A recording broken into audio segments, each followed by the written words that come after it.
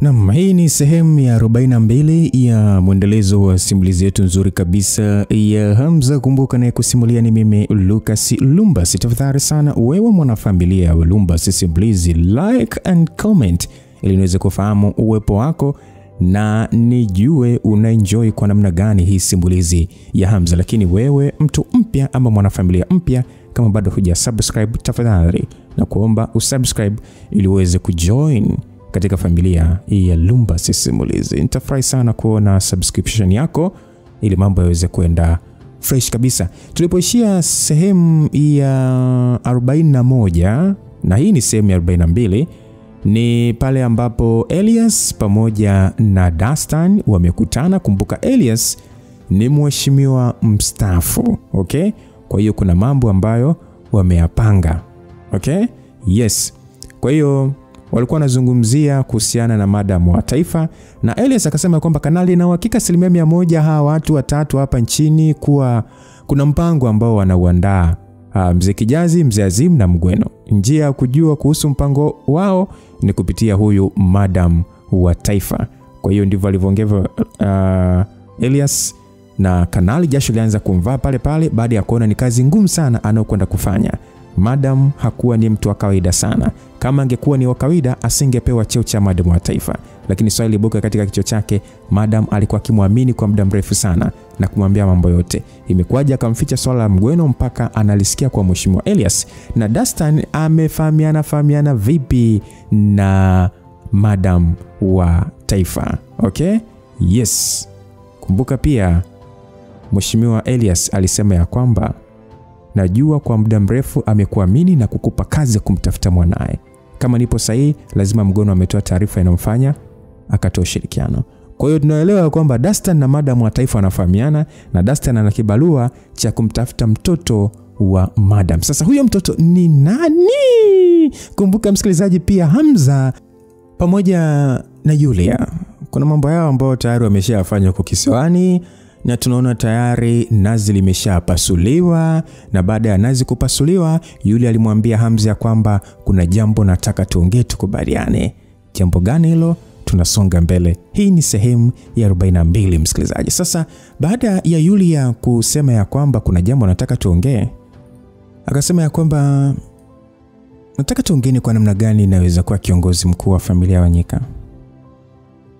Au ulikuwa ukimaanisha nini? Sio ulisema kwamba unataka kuazima nguvu ya familia yangu. Kama unataka hilo linitimie, ni lazima niwe mrithi pekee. Na kufanikisha hilo, unapaswa kuwafukuza warithi wengine wanaoitamani nafasi. Na mimi nitakubali kiroho safi kabisa kilichotokea leo. Ila kama uwezi na ulikuwa ukijisifu tu, ni bora ukaniua sasa hivi. La sivyo, nitakufanya ujue nini maana ya kisasi cha mwanamke mwenye ugonjwa wa akili. Hey, bebe, mbona unaonekana kuwa na wasiwasi sana mpaka kuanza kuzungumzia malengo yako muda huu? Bado tu hujapona hapo chini, lakini unaanza kuongea nayoendelea katika familia yenu. Yani wewe huna kabisa unachokijua kuhusu familia ya Wanyika. Lakini unajitutumua na kusema kwamba unataka kutumia nguvu yake. Ndio, sijui ndio, lakini ukinieleza wewe mimi nitajua. Aliongea Hamza huku akimwangalia mwanamke huyo ambaye alianza kuonyesha ukasirika. Sasa alifoka kwa nguvu akasema, niondokee huko bwana, sitaki kuona tena. Ondoka kwenye chumba changu. Msikilizaji, mwanzoni alifikiria alikuwa na mpango kichwani wa kumfanya kiongozi wa familia ya Wanyika. Ndio maana akalegea na aliwe ili tu afanikishe lengo lake. Lakini muda huo aliona kabisa alikuwa akimdanganya tu ili kumlegeza, na hakuwa na kitu chochote alichopanga kichwani. Kufikiria hivyo, hasira zilimpanda na hakutaka kumuona. Alitaka kukaa chini na kufikiria ni uhusiano wa namna gani ataanzisha naye kulingana na kilichomtokea. Kumbuka nazi limeshapasuliwa tayari. Sasa Hamza akasema chakuwa mwepesi ukasirika, bwana, kama kuna kitu nataka tuongee, tukae chini tuongee. Yule akasema ya kwamba wewe, nishasema sitaki kuongea na wewe na uondoke. Usipoondoka nitapiga makelele na kusema kwamba umenibaka. Hamza akasema, hivi unaongea nini wewe? Sio uliokuwa ukitoa ushirikiano kwa raha ambazo nilikuwa na kupatia ama? Hakutaka kuendelea kusikiliza. Alimsogelea na kumshika kola ya shati kisha akamsukuma kumtoa nje. Alipanga kupumzika kidogo, lakini kwa bahati mbaya alijikuta akiingia katika ugomvi na mrembo huyo. Sasa baada ya kuona amepandisha mzuka, hakuona haja ya kuendelea kukaa hapo, maana hapata kuwa na amani. Basi Akasema hebu acha makelele. Mimi siwezi kupita mlango wa mbele bwana. Mpaka sasa nafahamika nimekufa. Nikitoka nje wataniona. Alafu na yule mpuuzi Herbert yule lazima atapanga njama tena za kudili na mimi. Mimi ndio natakiwa kufikiria namna ya kumuua na sio yeye. Aliongea akiwa amesimama, hataki kutoka. Sasa yule aliposikia hivyo, aliacha kumsukuma na kumwangalia kwa macho yenye maswali. Akasema kuona panga kweli kumuua Herbert. Nisipomuua, unadhani ataniacha salama? Sasa mimi nitajuaje kama unachoongea ni kweli au sio kweli? Hata ujue familia Kijazi ilivyo na familia yetu pia. Unajua siri kweli wa kufanya kama unavyopanga? Ikiwa Herbert atatoka katika hiki kisiwa akiwa hai, nabadilisha jina. Msikilizaji, ninachompendea Hamza ni msimamo. Mwanaume unapaswa kuwa na msimamo. Kwa hiyo bwana Hamza aliongea hivyo na kisha alitembea mpaka upande wa dirisha na kulifungua na upepo mwingi uliingia ndani. Sasa yule akasema unafanya nini? Usiniambie kwamba unataka kuruka kutoka ghorofa 24 mpaka chini. Hamza akasema baby genius, usiku mwema. Mara baada ya kuongea kauli hiyo, aliruka na kutokomea chini. Yule alijikuta akishikwa na mshtuko na alikimbia kuchungulia chini huku roho ikitaka kumtoka. Akijiambia huyu mshenzi huyu hana hata mafunzo ya nishati za mbingu na ardhi na anaruka umbali wote huo. Alivyoangalia kwa umakini chini, alijikuta akishangaa baada ya kumuona akitua salama kwenye nyasi za bustani kwa miguu yake na kisha alipotea pale pale ndani ya lile eneo. Alisha kufunga dirisha taratibu huku akishika kifua chake eneo la moyo na kufumba macho. Mapigo ya moyo yalikuwa yakimwenda mbio mno. Yaani kama ingekuwa ni mwanajeshi ambaye ana mafunzo ya nishati za mbingu na ardhi ndio aliyeruka kutoka ghorofa hiyo, yaani asingeshikwa na tamaki. Lakini Hamza hakuwa kabisa na mafunzo ya nishati za mbingu na ardhi, lakini ameweza kuruka na kutua bila kuumia. Alijikuta akijiuliza Hamza ni nani hasa kuwa na uwezo wa ajabu namna hiyo. Basi Hamza hakwenda moja kwa moja kwenye chumba cha Herbert, sio kwamba alikuwa akimwogopa, lakini kwa sababu bado hakuwa ameona utafiti na majaribio yaliyomfikisha hapo kisiwani. Alikuwa na wasiwasi kwamba ikiwa atamuua Herbert mapema, mambo yanaweza kubadilika na wale ambao wanamuunga mkono wangewekeza umakini wao katika kushindana naye na sio kwenye majaribio tena. Hata hivyo, kwa sababu sasa ilikuwa ni usiku, Hamza kupanga kulala. Afistoshe alikuwa amekuja hapo kama mlinzi. Hivyo aliona sio mbaya akipiga doria kwenye kisiwa hicho akisubiria kupambazuke. Na kingine, hakutaka kulala kwenye chumba chake kwa sababu alitaka kuendelea kujificha ili asitambulike kama alipona kwenye lile bomu. Ijapokuwa kulikuwa na wanajeshi wengi waliokuwa kwenye doria, lakini ilikuwa ni rahisi kwake kuwakwepa wasimuone. Hamza mara baada ya kutembea mpaka ufukweni, aligundua kulikuwa kuna mtu aliyekaa kwa kuegamia jiwe huku akiota moto akiwa pia ameshikilia chupa ya whisky. Hamza alisogea kwa tahadhari mpaka eneo hilo na mara baada ya kumjua ni nani, aliachia kicheko tu. Oh, ni wewe. Nilikuwa na wasiwasi nitakuwa mpweke kwa kukosa cha kufanya. Kumbe umeshaweka mambo sawa na hizo aini kibao. I say. Aliongea Hamza na kaa chini. Mwanaume yule mara baada ya kumwona Hamza uso wake ulibadilika pale pale kwa mshtuko. Akamwambia, wewe ni mzimu au binadamu? Aliongea yule mtu. Mwanaume huyo bwana alikuwa ni Pima, mwanajeshi na mwanafunzi wa shirika ya Hansi kutoka India. Kitendo cha Pima kukataliwa na Herbert maana yake alikuwa amekataliwa na familia yake yote.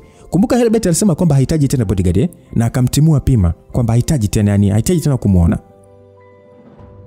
Kwa hiyo kitendo cha Pima kukataliwa na Herbert maana yake alikuwa amekataliwa na familia yake yote, na kutokana na machungu ya kudharauliwa alishia kuja kukaa hapo na kunywa ili kupunguza mawazo. Hamza akasema mimi ni mzimu ndio. Aliongea Hamza na kisha alichukua chupa ya mvinyo akafungua na kuanza kuigugumia. Sasa Pima akasema kwamba naona una kivuli ese, inamaanisha hukufariki ama? Aliongea kwa mshangao. Alijua siku zote jini au mzimu hauna kivuli kama ilivyo kwa binadamu. Ukitaka kujua mtu ni jini au mzimu, nyakati za usiku angalia kama kuna kivuli. Nyakati za usiku ukiona anatembea bila ya kivuli licha ya mwezi, akimbia au sali. Nimekupa hiyo kodi msikilizaji. Usiku ukiona unakutana na mtu usiku na kuna nyakati za mbara mwezi au mwanga lakini ni usiku lakini hakuna kivuli chake, Yesu sali au kimbia. Sasa Hamza akasema kwamba naona unataka sana kuona nikifa. Una kinyongo gani na mimi kwani? Pima akasema unajua nguvu ya lile bomu ni yale mabomu maalum yanayotumika kwenye manuari. Unataka kuniambia yani hata bomu la ukubwa ule haliwezi kukuua? Aliongea sasa akifadhaika kwa jambo lile. Hamza akasema kweli ni kwamba nilishikwa na uziwi kutokana na sauti ya mlipuko wake. Lakini kuhusu ngozi yangu ni ngumu na kuzingatia mimi nilikuwa kwenye maji. Kwangu bomu kama lile haliwezi kuniletea matatizo. Pima akasema kama ni hivyo basi ngoja nikamwambie bosi wangu. Aliongea akitaka kwenda kumwambia Herbert juu ya kuwa na uwezo uliopitiliza. Dantan umepitiliza mpaka fikra za kibinadamu. Aliona mpaka hapo bosi wake alikuwa hatarini.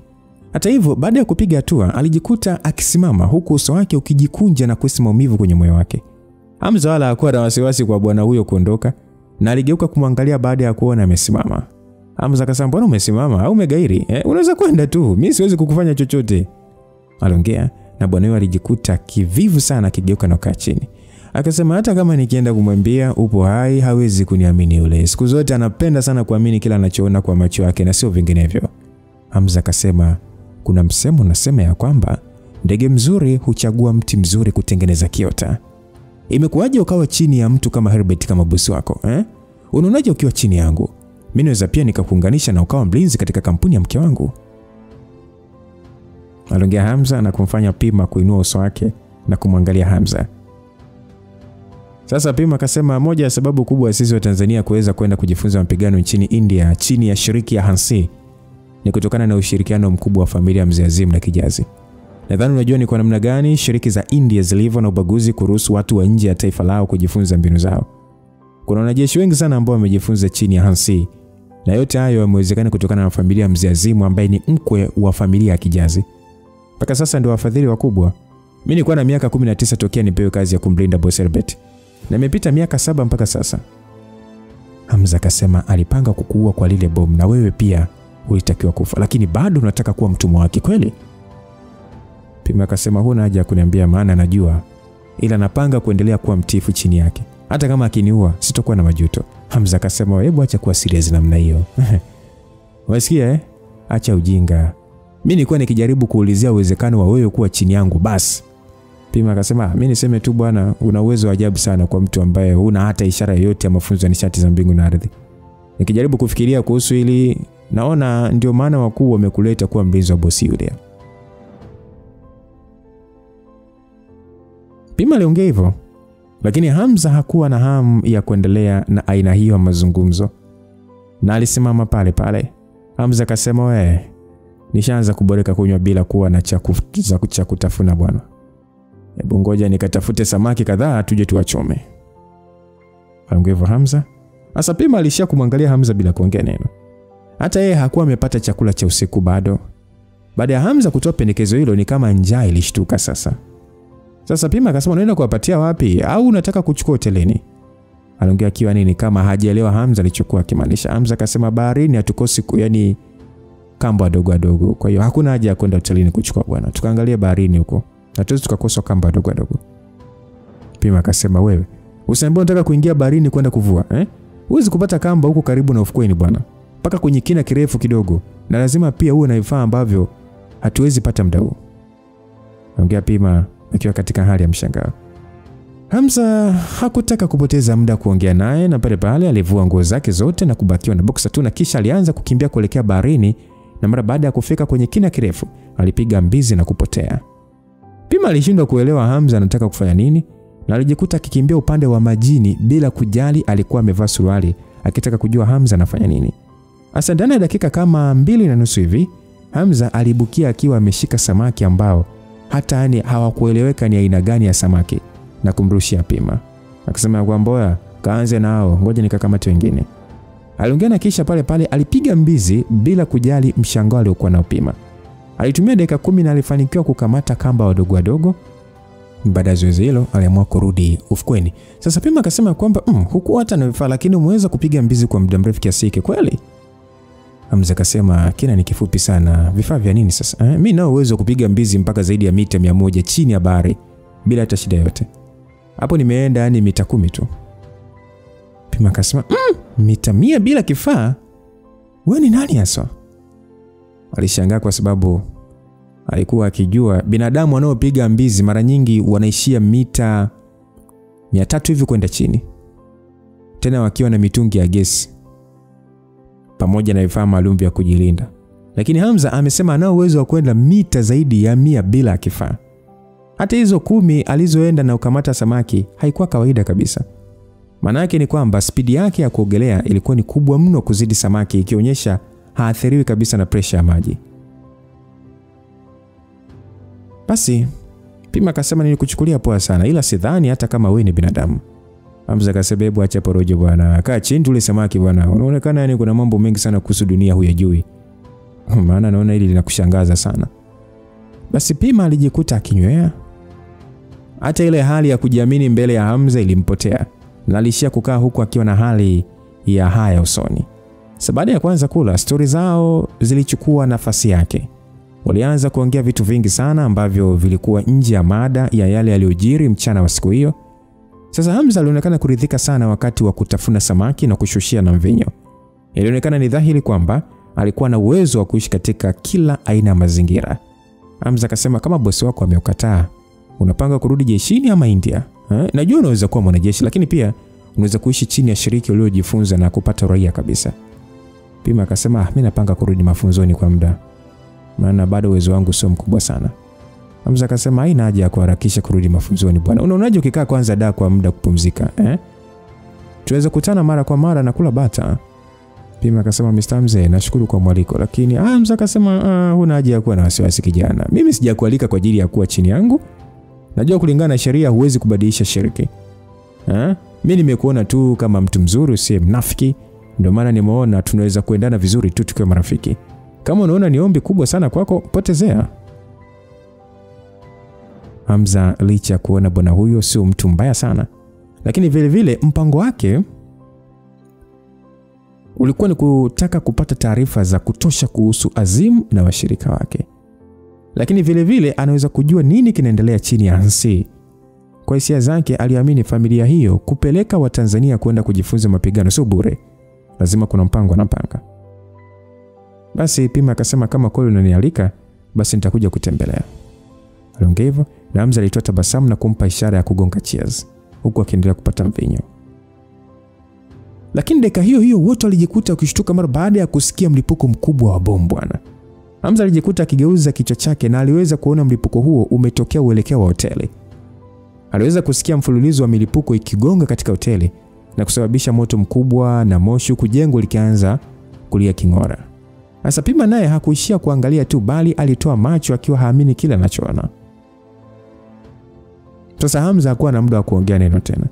Pale pale aliamka na kuanza kukimbia kuelekea hotelini. Pima alijikuta akishtuka mara baada ya kuona Hamza amepotea mbele yake. Na pale ndipo alijua spidi ya Hamza haikuwa ya kawaida. Sasa Pima akasema, hili ni tatizo. Boss Albert. Pima alijikuta akikumbuka, akimkumbuka bosi wake alikuwa ndani ya hoteli hiyo. Na licha ya kutukanwa mchana, lakini hakutaka kumuona katika upande huo. Na hakutaka kumuona akipoteza maisha. Na pale pale alikimbilia uelekeo huo kwenda kumwokoa. Kitendo cha hoteli kulipuka bomu kilikuwa kimeshtua wanajeshi wote waliokuwa wakilinda katika kisiwa hicho. Makamanda wa vikosi vya ulinzi walitoa maagizo haraka sana kukimbilia hotelini kuanza zoezi la kuzima moto. Basi sauti za makamanda zikaanza zinasikika kwamba hakikisheni mnaokoa watafiti bwana. Okoeni kila mmoja. Isitokee mtu yote amekufa. Ndivyo sauti zilivyosikika. Watafiti wanatakiwa kuokolewa. Hali ilikuwa mbaya mno kwa sababu kila floor ilikuwa imeshika moto. Jengo hilo lilikuwa ni imara sana, ndio maana halikudondoka, lakini haikumaanisha lilikuwa na uwezo wa kujilinda na moto. Wanajeshi wengi walioletwa ndani ya kisiwa hicho walikuwa ni makomando na hakuna aliyeogopa moto. Ngazi maalum za kupanda juu zilifunguliwa na walianza kuingia kwa kasi kufanya zoezi la uokozi. Sasa Kamanda Luvanga aliyekuwa nje ya jengo hilo akitoa maelekezo ya uokozi ajikuta akishangaa baada ya kuona kundi la wanajeshi waliovaa mavazi ya kujikinga na moto na mahelmet usoni wakiingia ndani ya jengo kwa kukimbia. Haukuonekana hata nguo zao zilivyo wala sura, na pia walikuwa na spidi sana. Basi kamanda mwingine aliyekuwa ameduaa akauliza kwamba hii timu ya wanajeshi wanaoingia ni kutoka kikosi gani na imekuwaje kwa na vifaa vya zimamoto kwa muda mfupi? Alijibiwa kwamba haina maana kuuliza sasa hivi, ngoja uokozi uendelee kwanza. Basi walikuwa ni wengi, takriban wanajeshi 10 walioingia kwenye hoteli hiyo wakiwa na vifaa maalum vya kujikinga na moto pamoja na mahelmet. Wanajeshi waliwapisha bila kuwajali kama walikuwa wenzao au la. Lakini mara baada ya kutaka kuingia kwenye lifti, walizuiliwa na kapteni mmoja aliyeongoza kikosi chake na alionekana kuwashangaa wakitaka kutumia lifti badala ya ngazi. Sasa kamanda yule akasema kwamba nyie mmetokea kosi gani Hamuelewi maelekezo? Tumieni njia ya dharura bwana. Mnataka kujitafutia kifo kupanda lifti ama? Aliongea kamanda yule aliyeongoza wanajeshi wenzake watatu. Lakini sasa hawakujibu kwa sauti, kwani mmoja wa wale wanajeshi alitoa bomu la rangi ya silver hivi kwenye mfuko wake na kuwarushia. Wanajeshi wa Kitanzania hawakuwa hata na muda wa kujiandaa kukabiliana na bomu lile. Hawakujua ni kwa nini wenzao waliwarushia bomu. Kilichosikika tu, wanajeshi wote watatu walilipuka pale pale. Hey Jason, first open the passage to the military laboratory. Ignore this Tanzanian, otherwise we will be exposed. Sauti ilisikika hivyo, ikisema kwamba hey Jason, kwanza fungua mlango wa kuelekea maabara ya kijeshi. Puuza wa Tanzania, vinginevyo tutagundulika. Ilikuwa ni sauti ya kizungu ambayo ilisikika kutoka kwa wale wanajeshi waliokuwa wamevaa mavazi ya kujikinga na moto pamoja na mahelmet usoni. Sasa mwanaume aliyeitwa Jason akasema, tatizo lako unafikiria sana bwana. Hao wanajeshi wa Kitanzania wapo kwenye mfadhaiko kudili na moto. Kama hawajatushtukia, nani ataweza kutugundua? Basi mwanajeshi mwingine akasema kwamba hey Captain Craig, risasi inaweza kupasua ipo tayari. Akaambiwa safi sana, tengeneza njia sasa. Craig aliongea hivyo. Mwanajeshi mmoja alivua gloves zilizokuwa zimefunika mikono yake, na pale sasa mkono wa chuma ulionekana. Haikueleweka kama lilikuwa ni roboti au mtu amevaa suti ya kiroboti. Lakini mbele kwenye mkono wake kulikuwa na slot yenye kutoa nishati ya moto wa laser. Sasa miale ya nishati hiyo ya moto mara baada ya kugusana na chuma cha lifti ilikuwa ni kama kisu kinakata kile chuma na kutengeneza shimo kubwa kwenye sakafu ya lifti hiyo. Sasa akajibiwa kwamba kazi nzuri Jason, wewe baki hapa, mimi nitaongoza vijana kwenda chini. Akajibu hakuna shaka Craig, unapaswa kufanya haraka, vinginevyo naweza kuua kundi la wanajeshi watakao kuja upande wangu. Basi Craig aliishia tu kuonyesha sura ya tabasamu la kejeli. Kisha baada ya vijana wake kuruka kwenye lile shimo, naye airuka na kwenda kudandia kamba za lifti na kutua mpaka chini. Ijapokuwa wanajeshi hao wa kizungu hawakuwa na mafunzo ya nishati za mbingu na ardhi, lakini kwa namna walivyoruka mpaka kutua chini, hakuna aliyejiumiza hata kidogo. Mara baada ya kufika katika maabara hiyo kubwa ya kijeshi, Craig aliangalia kifaa kama simu hivi alichovaa kwenye mkono wake, na pale ramani ya maabara hiyo yote ilionekana kwenye kijiskrini kile ambacho kilichokuwa ni kama saa, na kisha aliwapa ishara vijana wake kumfuata. Akasema nifuateni ni uelekeo huu. Sasa wote wanne haraka sana walielekea upande wa kaskazini wa maabara hiyo kwenye moja ya jengo. Ndani ya maabara hiyo sio kama eti hakukuwa na watu.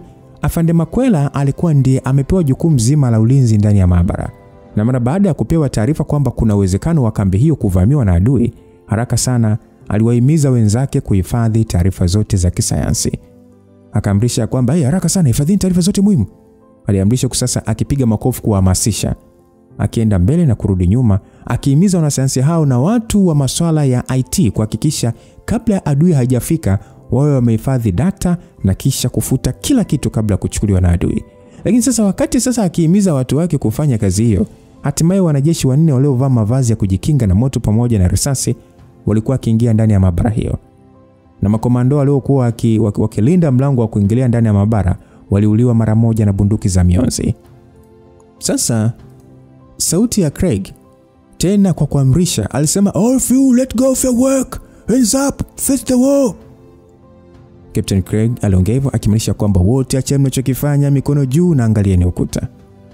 Sasa afande Makwela alijikuta akikunja uso na macho, akishangaa kuwa wamevamiwa ndani ya maabara, na vile vile alishangaa baada ya kumgundua adui.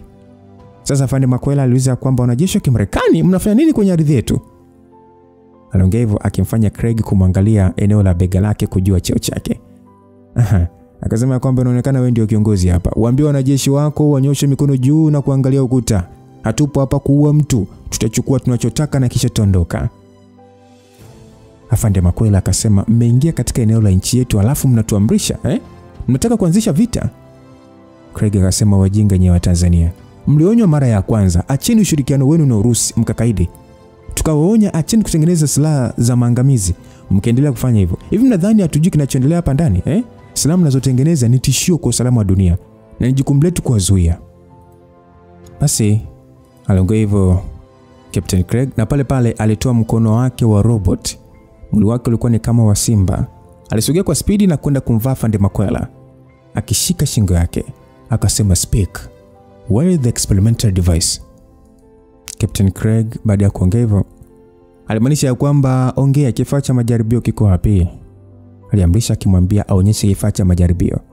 Sasa Afande Makwela uso wake ulikuwa hauelezeki kwa hofu, lakini ujasiri haukumuondoka mwilini. Akasema, mimi ni mwanajeshi, siwezi kusaliti kiapo changu.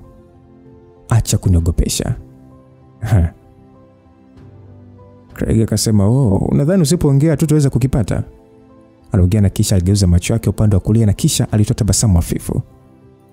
Baada ya tabasamu akasema, Professor Ndiswe, it has been hard on you this time. Do you know where the experiment apparatus is located?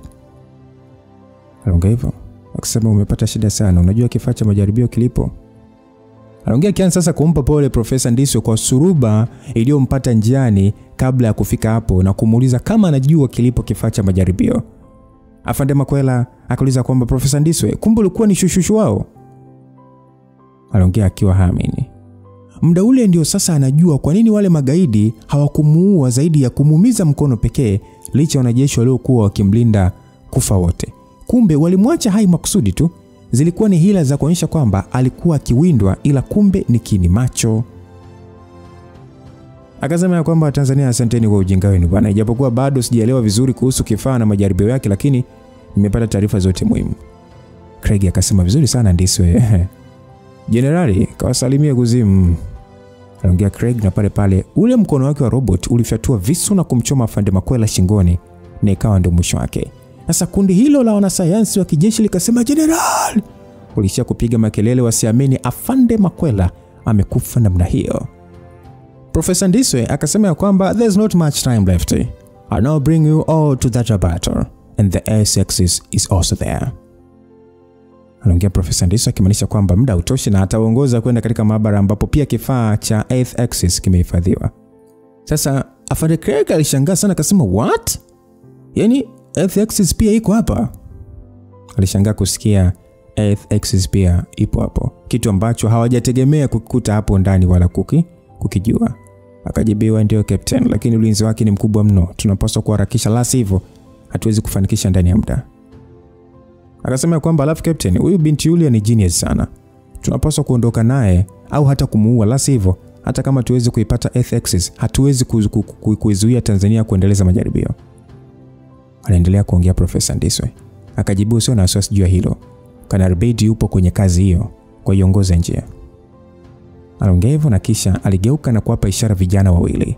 Akasema kwamba, hey, you guys stay here. Anyone who enters this base will be killed. Aliongea kimaanisha kwamba wabaki hapa na yote atakayeingia auawe. Mwendelezo wa milipuko ilikuwa ikiendelea kusikika katika kila floor na kusababisha moto kuendelea kusambaa kwa kasi ndani ya hoteli hiyo.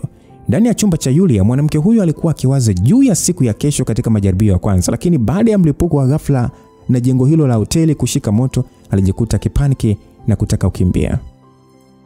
Lakini dakika ambayo anataka kukimbia kuomba msaada, alikumbuka floor hiyo ilikuwa ikilindwa na wanajeshi wachache sana, na wote walikuwa wakikimbilia kwenye ngazi maalum za dharura kujiokoa.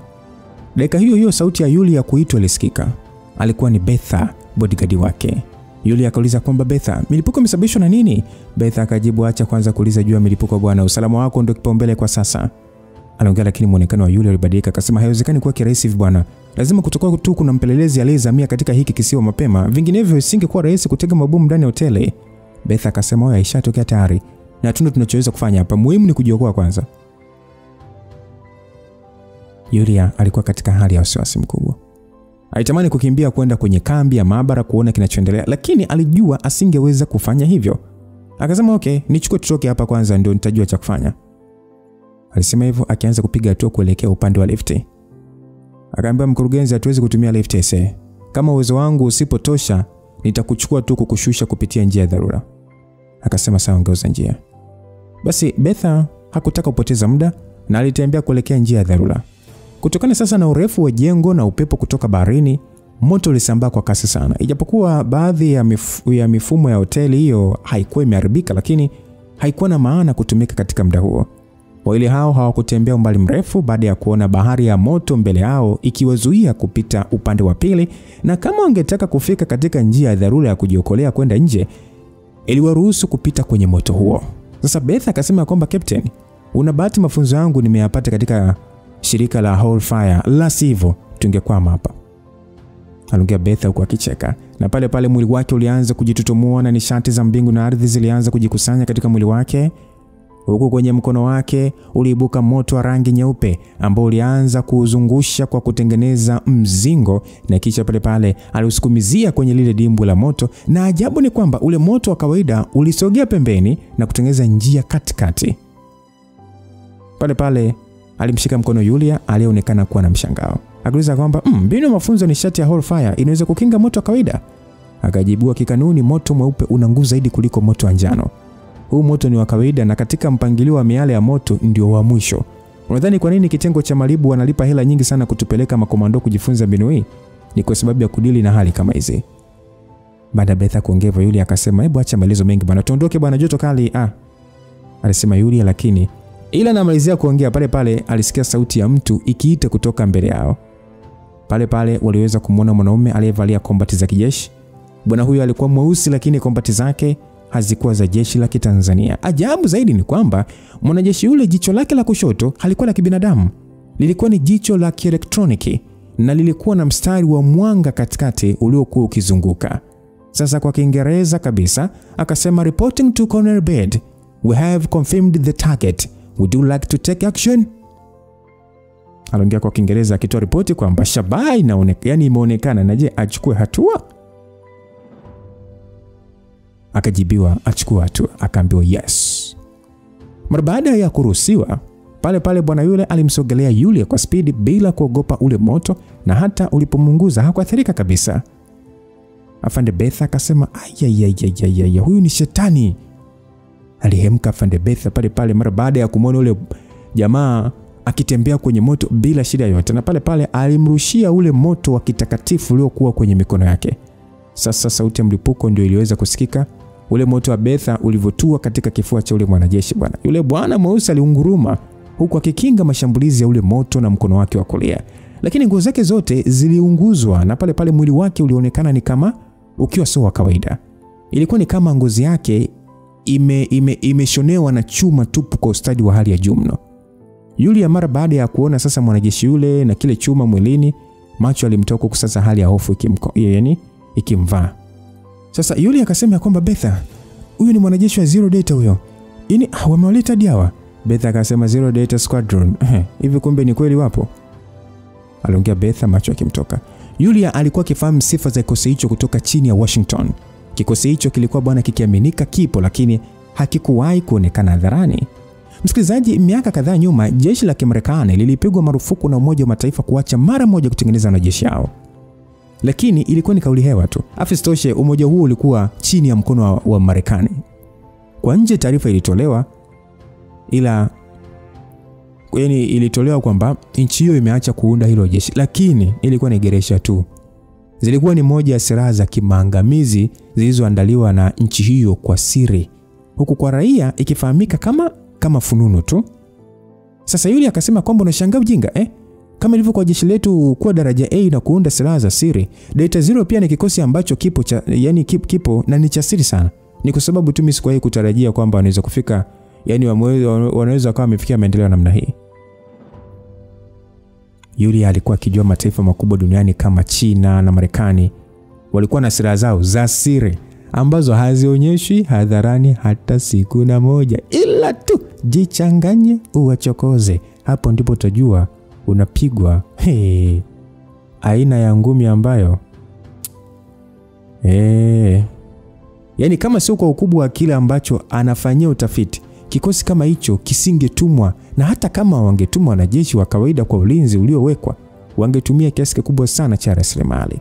Sasa Beth akasema kwamba huyu mwanajeshi mwili wake umeunganishwa na chuma, ndio maana anao uwezo wa kutembea kwenye moto bila shida yote. Basi yule mwanajeshi akaongea neno. Alikuwa kama robot kwa namna alivyokuwa akionekana, na pale sasa alifyatua miale ya laser yenye kiwango kikubwa sana cha joto kumlenga Beth. Beth hakusubiri kushambuliwa kizembe, kwani pale na yale kusanya nishati za mbingu na ardhi, na pale duara la kama ngao hivi lijitokeza mbele yake. Sasa yule jamaa akasema kwamba hold fire shot. Ile miale ya laser ilisambaratishwa na kumfanya yule mwanajeshi kutamka maneno hayo kwa mshangao kiasi, na pale airusha shambulizi lingine lenye nguvu zaidi na kumfanya Beth kuruka pembeni, kwani licha ya ngao yake kuzuia lile shambulizi, lakini haikuzuia mionzi yote. Yulia alipiga kelele mara baada ya kuunguzwa katika mkono wake. Sasa Beth akasema, "Hey, Bosi Yulia." Aliita Beth kwa hamaki mara baada ya kuona sasa hana uwezo wa kukinga mashambulizi hayo kwa 100%, hivyo angemuumiza Yulia. Sasa Beth akasema kwamba kimbia kwanza kurudi nyuma, nitamua kwanza ndio tuondoke. Aliongea Beth na pale sasa alimsogelea mwanajeshi na kupambana naye ana kwa ana, baada ya kuona kitu pekee kitakachomuua ni uzito wa ngumi zake zenye kuimarishwa na nishati. Lakini licha ya kutupa ngumi kwa ustadi mkubwa, ilikuwa ni kama bure, kwani yule mwanajeshi wa Delta Zero mwili wake ulikuwa umetengenezwa na chuma kigumu sana. Uwezo wake wa kukinzana na uzito wa ngumi na joto ulikuwa ni mkubwa sana. Hata baada ya kupokea ngumi na mateke mazito hakuathirika hata kidogo. Mwamba akasema go to hell.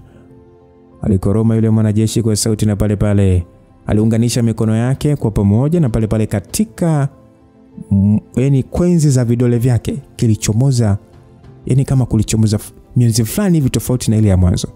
Beth kwa spidi ya ajabu pale alitengeneza ngao takatifu kufyatua pembeni ile mionzi, lakini ile mionzi ni kama iligonga kila pande kwa spidi ya ajabu mno na kushindwa kuizuia. Pale alijikuta kifubaa. Alijua mwanajeshi huyo alichokuwa akifanya ni kumzubaisha upande mmoja ili kupata mwanya wa kumshambulia Yulia aliye nyuma yake. Yulia alijikuta akianza kutetemeka. Ukuta ulianza kuporomoka kutokana na nguvu ya shambulizi lile, na kumfanya sasa aone mwisho wake umekaribia. Kitendo cha Beth kuzubaa pale shambulizi lilipita ile ngao na kumsogelea Yulia. Sasa Beth aliita kwa nguvu, Yulia! Huku sasa akikosa namna ya kwenda kumsaidia Yulia. Ikiwa imebaki kidogo tu pale kivuli cha mtu kilitokeza na kuruka juu na Yulia, na shambulizi lile likapita na kuporomosha samao upande wa pili na kubomoa korido hiyo. Sasa Beth alijikuta akipata na weni akisema damn. Na hasira zilimvaa kwa wakati moja, na alitumia fursa ya kumshambulia yule mwanajeshi aliyezubaa baada ya shambulizi lake, na kutokana sasa na kutumia nguvu nyingi alimpiga kwa nguvu na kumfanya sasa aende kujigonga ukutani kama furushi. Hamza akasema, "Oh genius, bado tu utaki nikiwa karibu yako." Aliongea Hamza aliyeukinga mwili wa Yulia ili usiathiriwe na matofali aliyoporomoka. Yulia alishia kumwangalia Hamza bila hisia zozote. Muda huo sura yake ya kirembo ilikuwa imechafuka na vumbi na kumfanya sasa aonekane kama kutia huruma. Alikuwa akionyesha ni kwa jinsi gani alishukuru Hamza kutokea na kumuokoa, maana alikiona kifo. Msikilizaji, tunapoendelea na hii simulizi ya Hamza, unadhani Earth Axis ni kitu gani? Jamani, simulizi na mambo hii. Tuendelee kula rojo, nyama na mifupa yake ipo chini. Sasa bwana, haikuwa mshangao wa kuokolewa tu, lakini vile alishangaa jinsi Hamza aliwezaje kufika hapo ndani ya muda mfupi. Wakati wanajeshi ambao walikuwa wamepewa jukumu la kumlinda walikuwa wakikimbilia nje kuokoa maisha yao kwa kukimbia mbali na moto. Sasa Yulia kwa mshangao akauliza, "Umewezaje kufika hapa?" Hamza kwa kicheka akasema, "Nimeruka na kukimbia mpaka nikafika hapa. Vipi? Akili yako imepata matatizo ama? Afu kwa nini unauliza swali la kijinga?" Yulia akasema, "Kwa hiyo umekuja kuniokoa?" Aliuliza Yulia ambaye pumzi yake ilikuwa ikitoka kwa kasi sana. Hamza akasema, "Wewe unaona mimi nimekuja kufanya nini? Nimekuja kulima maharage hapa au nimekuja kuchoma viazi?" Yulia akasema, "Kwa nini? Hata kama una uwezo, sio rahisi kujitoa mwanga na kuja hapa juu kuniokoa." Hamza akasema, "Wewe, hilo sio swali tena. Nimekuja kwa sababu ushakuwa mpenzi wangu. Yaani nikubekiri afu nikuache?" Aliongea Hamza sasa akianza kumpapasa kutoa vumbi kwenye nywele zake. Sasa Hamza akasema, "Nadhani nilivyokuwa nikikwambia na kufanya kuwa mwanamke wangu, nilikuwa nikikutania." Yulia alijikuta akiwa kimya baada ya kusikia hayo. Tokea mwanzo alidhani Hamza alikuwa akicheza naye na hakuwa na nia ya dhati juu yake. Afistoshe alikuwa ni mgonjwa wa akili, asiyekuwa na uwezo wa kupata hisia. Mgonjwa asiyejua mapenzi yakoje. Kwa lugha nyepesi, kama Hamza angeamua kucheza naye na kisha kumwacha, asingekuwa na maumivu kwa sababu hakuwa na hisia zote. Alikuwa binadamu lakini kama robot. Hisia pekee alizokuwa nazo ni zile za furaha na hasira basi. Yani yule ndiye alikuwa ana hizo hisia basi. Lakini sasa matendo ya Hamza yalimfanya Yulia kushikwa na hisia mchanganyiko. Hamza muda huo hakuwa na muda wa kujali ni kitu gani mwanamke huyo anafikiria wala kuhisia.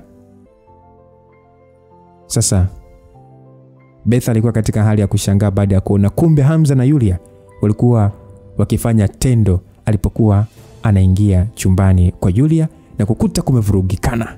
Sasa baada ya Hamza kumwambia angalia nyuma, alikumbuka alikuwa bado akipigana. Maana kwa amebunga tu, Hamza anakuambia afande angalia nyuma yako. Sasa pale alikusanya nguvu zake zote za nishati ya mbingu na ardhi na kuzielekeza kwenye mkono, akiunganisha na ngumi na kumpiga yule mwanajeshi eneo la kichwa.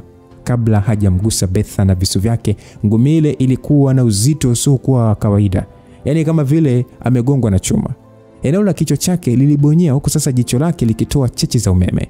Licha hayo mwanajeshi ule wala hata hakufa, na kwa kitendo cha kuruka tu alipotea ndani ya eneo hilo. Betha akasema na spidi ya hatari. Alisema hivyo huko sasa akiugulia maumivu ya mkono. Betha akasema hao wanajeshi wametengenezwa vipi Kwa nini wanaumiza sana licha ya kuwa nusu binadamu, nusu robot?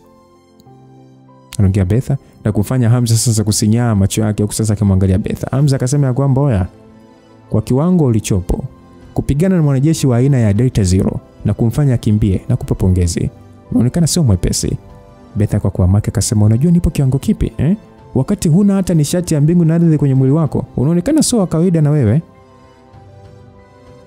Msikilizaji, Betha alijua kulingana na kanuni za mafunzo ya nishati za mbingu na ardhi, mwanajeshi akiwa na uwezo wa kuona kiwango lichopo, maana yake amekuzidi. Binadamu yoyote msikilizaji anapozaliwa, kabla hata dhambi hazijaanza kumkuta, kabla dhambi za minyanduano mipinduano hazijaanza kumkuta, kabla dhambi ya kula nauli za watu hazijaanza kumkuta, kabla dhambi za kwanza kupanga watu foleni hazijaanza kumkuta, na dhambi nyingine nyingi tu, kila binadamu yote anapozaliwa anakuwa tayari na nguvu ya nishati za mbingu na ardhi. Hii ni asili yake. Ndio maana mtoto mdogo anaweza kuona vitu ambavyo wewe likubwa ambaye umeshapitia mambo ya hatari na dhambi za kutosha uweze kuona, ila mtoto mdogo mchanga anaona, na anapoamka analia, wewe unahisi tu ana njaa, lakini kuna vitu ameviona ambavyo vimemshtua, ama kulia kwake ni kukupa wewe alamu amke utajua wewe unachofanya. Kwa hiyo kitendo cha kujifunza kuamsha nguvu ya mwili maana yake ni kuilandanisha na nishati ya mazingira na kutengeneza uwiano. Hapo ndipo mtu huvunja vizuizi au siri zilizokuwa ndani ya mwili wake. Mtu akifanikiwa hapo tu, maana yake anaweza kufanya mambo nje ya hiari ya asili yake. Inasemekana kwamba msikilizaji, watu wa enzi ya kale waliweza kuishi kwa muda mrefu. Unajua ni kutokana na nini? Ni kutokana na kuzaliwa na kiwango kidogo cha uchafu mwilini. Ndio hivyo. Watu wa enzi ya kale, siri iliyowafanya kuishi kwa muda mrefu ni kutokana na kuzaliwa na kiwango kidogo cha uchafu mwilini.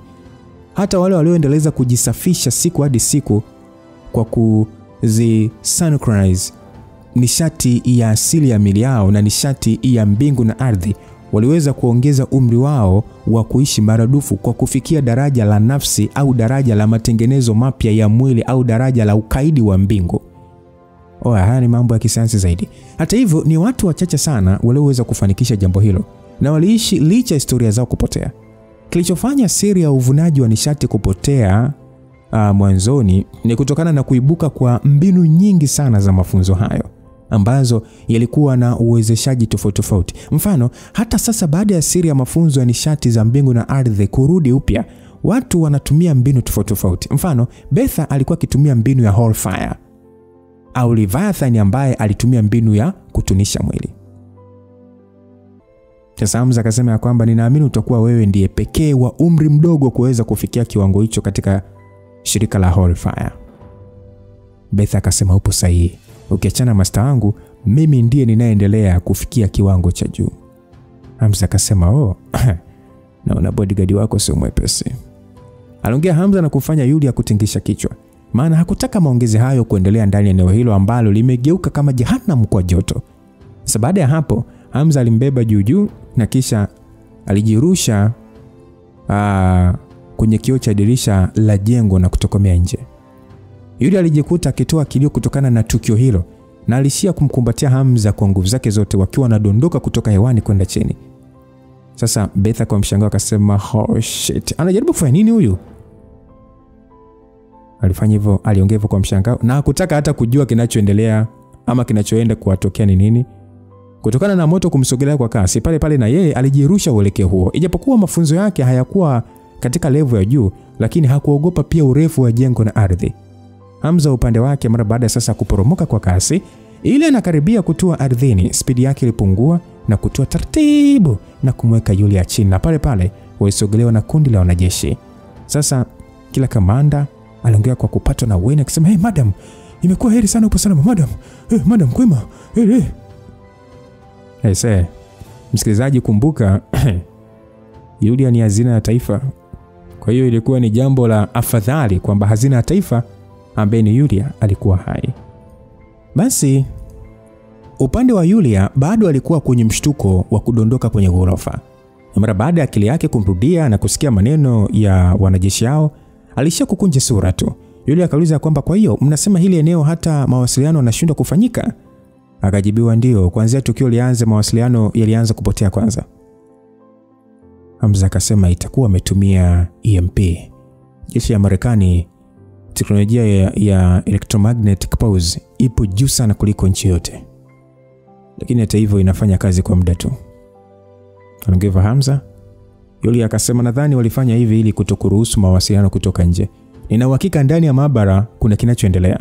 Hivi mnasubiri nini hapa? Kimbieni bwana kwenda chini mkalinde majaribio yetu.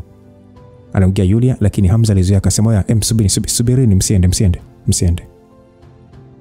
Kundi hilo la wanajeshi walishangazwa na kauli hiyo. Walikuwa wakimsikiliza zaidi Yulia, lakini baada ya kumsikia Hamza akiongea, ni kama walianza kujiuliza, "Yeye nani? Who is Hamza by the way?" Walimshangaa baada ya kumuona akiruka kutoka juu ya ghorofa na kutua chini bila majeraha, tena akiwa amembeba Yulia. Aina hiyo ya uwezo haikuwa kawaida kwa wanajeshi hao. Sasa Yulia akasema kwamba, "Mbona unazuia? Hivi unajua kwa nini serikali imetumia hela nyingi sana kujenga maabara? Hivi unajua nini kimefichwa? Kama kikichukuliwa na hawa Marekani, upo tayari kuwajibika?" Aliongea Yulia kwa wasiwasi mkubwa sana. Sasa Hamza pale alimnyoshia kidole Betha na kufanya wale wanajeshi wamgeukie na kumwangalia. Akasema kwamba wote hapo hamjafikia level aliyokuwa nayo huyo mwenzenu. Lakini yeye ana uwezo wa kudili na mwanajeshi mmoja tu pekee, tena kwa tabu. Kama huko chini wapo zaidi ya 10, maana yake mnajipeleka kufa na sio kwenda kufanya kitu. Yulia alishia kubungaa. Ijapokuwa alikinzana naye, lakini alijua Hamza alichoongea ni ukweli mtupu. Haikuwa tu uwezo wa wanajeshi hao, lakini silaha walizokuwa wakitumia zilikuwa zimeendelea sana katika teknolojia yake. Yulia akasema kwamba kwa hiyo tunapaswa kufanya nini sasa? Hatuwezi kusimama tu hapa na kusubiria bila kufanya kitu. Hamza akasema kama hawezi kwenda, mimi naweza kwenda kudili nao. Aliongea Hamza akiwa anatingisha mabega. Yulia akasema kwamba wewe, peke yako unataka kwenda? Hamza akacheka akasema, "Kwani si ndio maana Malibu amenileta hapa ama? Si ili kudili na hali kama hizi." Aliongea Hamza na kisha alinyosha mkono wake na kumshika Yulia uso. Akasema, "Wewe kuwa mtoto mzuri na unisubirie hapa." Mara baada ya kuongea kauli hiyo, alikimbia na kuzama ndani ya hoteli iliyokuwa ikiwaka moto. Wanajeshi wote waliokuwa katika eneo hilo walimwangalia Yulia kwa mshangao, wakishindwa kujua namna ya kutafsiri hali hiyo. Walijiuliza tangu lini Yulia akawa romantic hivyo mbele ya mwanaume? Since when? Akili ya Yulia ilikuwa ikifanya kazi vizuri sana, licha ya kwamba moyo wake ulikuwa kidunda kwa kasi na alishia kuangalia wanajeshi hao bila ya wasiwasi wowote wala aibu. Sasa Yulia akasema kwamba mnanikodolea macho nani sasa? Hebu shughulikieni swala la mawasiliano haraka iwezekanavyo bwana, na muwasiliane na meli zetu za jeshi zilizopo karibu. Na hakika hao wavamizi watakuwa wamekuja hapa na meli. Tena watakuwa wamekuja na meli ya kivita au manowari. Aliongea na wanajeshi wale haraka sana, walikubali maagizo na kugawanyika. Betha yeye aliishia kusimama pembeni ya Yulia. Hakutaka kwenda mbali tena, maana kidogo tu angeshindwa kumwokoa bosi wake kama sio Hamza. Na kutokana na uzembe wake alishia kukunja ngumi na kung'ata meno kwa hasira. Sasa mpango ulikuwa ni kuingia katika maabara ya chini ya ardhi kwa kutumia lifti ya hoteli hiyo. Japokuwa kulikuwa na zaidi ya njia moja kuingia ndani, Hamza alikuwa akitambua njia hiyo pekee kutokana na kuitumia mara ya kwanza. Hivyo Hamza aliingia katika lifti na aliweza kuona wanajeshi kibao wa Kitanzania waliokuwa wamelipuliwa na bomu na kuungua na moto. Sasa Captain Jason alicheka akasema, naona kuna wanajeshi wengine wanajitakia kifo. Aliongea Captain Jason na pale pale aliinua silaha yake ya M4 Carbine Colt ambayo ni maalum kwa kikosi chao. Silaha hiyo mwanzoni ilifahamika kuwa na uzito wa kilo 3, lakini wakati huo ilikuwa imeboreshwa zaidi na kuwa na uzito wa zaidi ya kilo 5. Umbali wake wa kulenga shabaha ulikuwa umeongezeka kutoka mita 600 mpaka kufikia mita 800. Yaani kikawaida umbali wake ulikuwa ni chukua urefu wa viwanja vya mpira wa miguu, goli hadi goli, viunganisha kwa urefu vifike 6. Ndio ilikuwa ni umbali wa kulenga shabaha. Lakini sasa wakaiboresha ikawa na umbali wa mita 800 sawa na viwanja vya mpira 8 kwa urefu. Na vile vile ilikuwa na uwezo wa kufyatua zaidi ya risasi moja. Sasa mara baada ya kufyatua risasi kadhaa, Jason aliridhika na kisha akashusha silaha yake chini. Lakini sasa dakika ambayo anashusha silaha ile chini, aligundua mwanajeshi wa Kitanzania aliye mbele yake hakuwa ameumia hata kidogo na bado alikuwa akitembea kumsogelea. Jason akasema, how could this be? I missed it. Jason hakuamini macho yake. Mdunguaji wa daraja la kwanza kama yeye, ndio maana alichaguliwa kujiunga na kikosi hicho cha kwanza. Uwezo wake wa kulenga shabaha ulikuwa wa kiwango cha juu sana katika kutekeleza mauaji ya umbali mrefu. Sasa Jason akasema, damn it. Ajikuta akishikwa na aibu mbele ya wanajeshi wenzake na alianza kumshambulia tena Hamza. Lakini Hamza hakusubiria kushambuliwa tena. Pale pale kabla hata Jason hajafyatua, alikuwa shapotea. Alipokuwa amesimama kapotea na kuibukia mbele yake na kuipokonya kwa nguvu ile bunduki ya M4 na kumpiga nao kichwani. Sasa silaha hiyo iligongana na kichwa cha Jason mpaka ikapinda na kusambaratika. Lakini helmet la Jason halikupata madhara makubwa zaidi tu ya kuonyesha mkwaruzo michache. Baada ya tukio hilo, Jason akasema, shit, ni mwanajeshi wa mbinu za kale huyo ese. Anaongea Jason. Wamarekani, msikilizaji, hawakuamini kabisa katika mafunzo ya nishati za mbingu na ardhi. Hawakuamini. Yaani wao waliamini katika teknolojia na walizichukulia mbinu hizo siku zote kama mbinu za kale. Sasa Jason mara baada ya kujua ni aina gani ya adui anapambana naye, pale pale alitumia mkono wake wa robot na alitengeneza nishati ya mionzi na kumshambulia nayo Hamza. Lakini Hamza alikwepa mionzi ile na kwa spidi kubwa aliushika ule mkono na kugeuzia uelekeo wa mwanajeshi mwenzake. Kitendo cha kutoa mionzi ile ilisababisha sauti ya kuchomelea chuma kusikika. Yule mwanajeshi mwenzake sasa kichwa chake kilitoboka pale pale na kumfanya Hamza acheke. Hamza akasema, bado unaonekana udhaifu wenu upo kichwani sasa. Ijapokuwa mahelmeti yenu yametengenezwa na chuma cha pua, lakini bado hayashikili vizuri kwenye kichwa.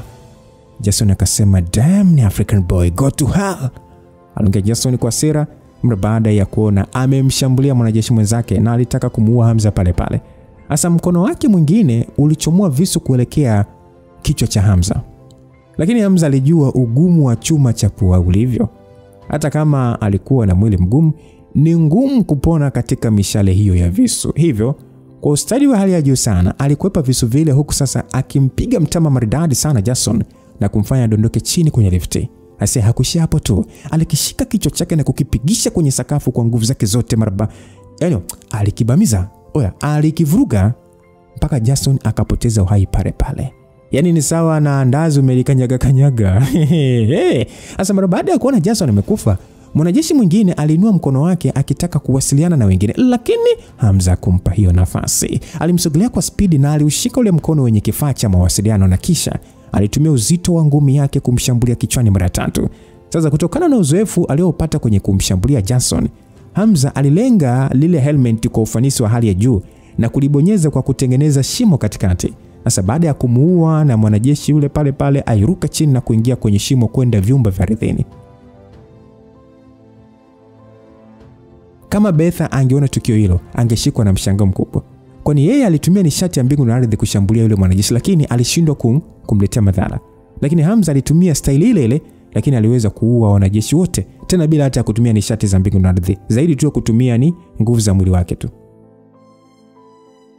Sasa Hamza hakuzubaa. Alijua huko chini wanajeshi wa Delta Zero wapo makini kufuatilia kila adui anayeingia hapo ndani. Na ilikuwa kama alivyotarajia, kwani ile anatua na risasi zilianza kumsogelea mfululizo. Wanajeshi wale waliokuwa wakilinda eneo la kuingilia, wote macho yao ya kushoto ya kifaa ilikuwa akimpa shabaha Hamza na kufanya risasi zao zisikoswe. Lakini spidi ya Hamza ilikuwa sio ya kawaida kabisa, na kufanya risasi zao zisimguse kabisa. Sasa kuna mwanajeshi alisema ya kwamba Captain Craig, someone had hinted the enemy is very nimble, so we cannot shoot him down at the first moment. Kuna mwanajeshi hapo mmoja ndivyo alivyoongea, na hakupanikishwa na uwezo wa Hamza, na alitoa taarifa pale pale baada ya kuona ni ngumu sana kudili na mtu kama Hamza. Sasa Craig na wenzake walikuwa mbele ya mlango wa kielektroniki na walikuwa busy kufanya decryption ya mlango wa chuma kizito. Profesa Ndiswe akiwa ndiye kiongozi wa mchakato huo. Sasa mara baada ya kusikia taarifa hizo, sura yake ilionyesha kabisa mshangao. Craig akasema ya kwamba kama ni hivyo basi Justin na wenzake wamekwisha kufa. Mtu aina hiyo ni ngumu sana kushindana naye. Msipigane kumuua bali mchelewesheni. Aliongea Craig na kisha pale pale alimgeukia Ndiswe akasema, Profesa, utafanikiwa kweli? Naona kama tuwatumia muda mrefu. Profesa akasema kwamba unafikiri mimi nataka kutumia muda mrefu? Hii maabara imefungwa na nywela 998 na ina njia 9,000 mpaka kuifungua na kufikia Earth axis. So if I didn't steal the decryption algorithm, you wouldn't even be able to decrypt it when you die. Aliongea hivyo profesa, huku sasa haraka akiendelea kuchezesha vidole vyake kwenye kijikibodi tu, huku akilaani na paji lake la uso likiwa limejaa jasho. Sasa akasema, shenzi kabisa, muda ni mchache sana. Mngenileta mapema pengine mimi ningefanikisha mapema, acha lawama. Anaongea sasa. Craig akasema ya kwamba huna muda wa kuongea, unapaswa kufanya jambo, mpaka kukuingiza hapa tumetumia akili nyingi sana na juhudi kubwa. Vijana wetu pia wamepoteza maisha. Anaongea Craig, lakini pale pale ile lock ilitoa sauti ya kubip na rangi ya kijani ikasomeka pale ikionyesha success. Profesa alifurahi sana kufanikiwa kufungua mlango huo wa chuma na kumfanya sasa Craig macho yake kuchanua. Muda ule aligeuka na kuangalia mlango huo wa chuma ukijifungua taratibu.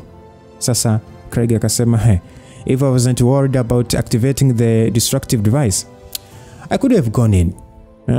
Let's go, bring the Earth axis back. Anaongea Craig akimaanisha kwamba ni kama singekuwa nini kufia kifaa cha kuharibu hiyo maabara, angeforce kuingia. Sasa wote watatu haraka waliingia ndani ya maabara hiyo. Kilichokuwa mbele yao ilimfanya hata Craig aliyezoea kuona teknolojia iliyoendelea kushikwa na mshtuko mkubwa sana. Kila kifaa kilichokuwa hapo ndani kilikuwa na teknolojia ambayo sio ya wakati huu. Yani vilikuwa ni vifaa vya ajabu mno kimuundo na kufanya iwe ni ngumu sana kwao kuelewa vina kazi gani. Sasa eneo lote la ukuta kuzunguka kulikuwa na skrini ambazo zilikuwa zimewashwa na kuonyesha sasa aina mbalimbali ya michoro. Na aina ya michoro ambayo mwanasayansi wa kawaida asingeweza kuelewa. Sasa profesa kwa msisitizo akasema kwamba acheni kushangaa, maana hata mimi mwenyewe sielewi zaidi ya yule ambaye ndio anajua kila kitu kuhusu Earth axis. Hayo ndio matokeo ya utafiti wake, na ni yeye peke yake anayejua Tanzania nzima. Siku zote wanaofika hapa ni wakaguzi tu, na mimi alinileta mara moja tu lakini hakunielezea. Sasa baada ya kuongea hivyo, Craig akasema, sasa hizi ni silaha ama mbona ni kama ndege? Vingine sijui ni kama nini tu. Anaongea Craig akitamani kukuna kichwa lakini aligundua alikuwa na helmet. Sasa profesa akasema ya kwamba only by getting the Earth axis and doing our own research we'll be able to find out the answer. First, the Earth axis is the innermost part. Anaongea profesa hivyo akimaanisha kwamba watapata majibu tu ikiwa tu wataichukua Earth axis na kwenda kufanya utafiti wao. Sasa mara baada ya kuongea hivyo hawakusimama tena. Pale pale walikimbia kwenda ndani zaidi kwenye njia na walifika katika eneo maalum kama jukwaa hivi. Kulikuwa kuna mwanga wa miale ya umeme, muundo wa kama neti ya umbu ilivyo. Miale ile ilikuwa ni umeme wenye shoti kubwa sana. Na katikati yake kulikuwa kuna jiwe linalotoa rangi kama vile kuna kitu kilichokuwa kimewekwa juu yake ila kimeondolewa. Sasa Profesa Ndiso akasema kwamba nini kinaendelea? Mbona sioni hiyo X-axis? Ilitakiwa hapa. Anaongea Profesa Ndiso kwa namna kuchanganyikiwa. Sasa Craig mwenyewe alishia kugonga mara 2 paji la uso wake, na pale pale jicho lake lilitoa mionzi na kuskani eneo lote. Alikuja kuishia katika eneo la ukuta ambapo ulionekana kama haukuwa wa kawaida. Na pale pale aliinua mkono wake na kufyatua mionzi. Sasa sauti kama ya kuchomelea chuma ilisikika, na chuma kilichokuwa katika eneo lile kilikatika na kutengeneza tundu kwenda ndani zaidi. Ndiso akasema, hivi kumbe kuna milango mingine ya siri kuingia ile eneo? Hao Afrika wameajuaje yote? Anaongea Ndiso yani kama vile ni yeye hakuwa Mwafrika vile. Akasema kwamba inaonekana kuna mtu amefika hapa na kuchukua X-axis mapema kabla yetu, lakini hakuna kingine kilichochukuliwa. Maana yake ni kwamba aliyechukua alikuwa na haraka, atakuwa hajaenda mbali, ngoja tumfukuzie. Basi anaongea na pale pale sasa wale hao waliingia kwenye lile tundu na kuanza kufuatilia wasiomjua. Kwa sababu Ndiso hakuwa mwanajeshi, alishindwa kukimbia sambamba na wenzake. Hivyo mwanajeshi aliye nyuma alimbeba begani kama vile ni inzi kwa wepesi sana, na safari ikaendelea. Sasa baada ya Craig kuongoza kundi hilo kukimbia, ghafla alisimama na kisha aligeuza uso wake kulia. Akasema, there is a reaction from the heat. We take a shortcut. Anaongea kimaanisha kwamba kuna viashiria vya joto, hivyo wapite njia mkato. Sasa mara baada ya kuongea hivyo, pale pale alitumia ile mionzi na kukata chuma na kutengeneza tundu lingine. Sasa baada ya kuingia na kukimbia kwa mita kama 200 hivi mbele, walijikuta ni kama wanapanda mlima, na ile wanakimbia hatimaye waliweza kuona eneo ambalo lilikuwa ni kama jukwaa juu yao. Sasa mara baada ya kufika juu yake, waligundua ilikuwa ni lifti iliyokuwa ikitumia mfumo wake pekee wa umeme. Ilionekana ilitengenezwa kwa nyakati za dharura kama hizo. Sasa muda ule walimuona mtu akikimbilia mbele yao kuwahi kwenye lifti, na Profesa Ndiso alimfahamu akasema, ni Herbert Kijazi ule, mmoja wa viongozi wa huu utafiti. Anaongea hivyo. Herbert alikuwa ameshikilia kiboksi fulani kidogo kilichokuwa na kioo kama simu juu yake. Sasa mara baada ya kuona amefikiwa na wavamizi, alijikuta akishikwa na mshtuko wa hali ya juu. Alibonyeza kwa nguvu lifti ile kufunguka bwana. Na ilivyoleta upinyo kidogo tu, aliweka mkono kuilazimisha kufunguka kwa haraka. Sasa Craig akasema, na huyu ana mafunzo nishati za mbingu na ardhi. Anaongea Craig huko akiacheta basamu. Msikilizaji, hakuna taifa lililokuwa likidharau wanajeshi wa mafunzo ya nishati za mbingu na ardhi kama wanajeshi wa kitengo cha Zero Data. Walikuwa wametengenezwa maalum kwa kudili na wanajeshi wa uwezo huo. Herbert yeye alikuwa akitetemeka mno. Sasa baada ya lifti kufunguka, pale pale alibonyeza kwa haraka vitufe ili sasa ijifunge na kuondoka. Lakini sekunde ambayo mlango ulijifunga, pale pale ulipigwa bomu na kuchanguka. Sasa Ndiso kwa kicheka akasema, Herbert Kijazi kutoka familia ya mzee Kijazi, mmoja ya familia zenye nguvu kubwa hapa Tanzania. Anaongea kwa kicheka. Anambia, Profesa Ndiso, umeamua kushirikiana na adui na kusaliti nchi yako? Ndiso akasema, wewe, nimetengenezwa kuwa Mtanzania ila sijawahi kuwa raia wa Tanzania. Acha kuongea ujinga. Unaongea ujinga wa kuuza nchi. Leta ulichoshikilia, maana huna uwezo wa kushindana na Captain Craig. Sasa Captain Craig akasema, huna haja ya kuongea kwa sauti bwana. Ndiso vipi? Anaongea Craig, na pale pale alimsogelea Herbert. Akiwa sasa amekunja ngumi na visu vilivyochomoka kwenye kwenzi za vidole vya mkono ule wa robot kumlenga Herbert kichwani. Herbert aliweza kutumia mafunzo yake ya kijeshi kukwepa shambulizi lile, lakini nguo zake zilichanika na kumfanya kushikwa na jasho la ubaridi. Sasa Herbert akasema, what? Zero Data Squadron?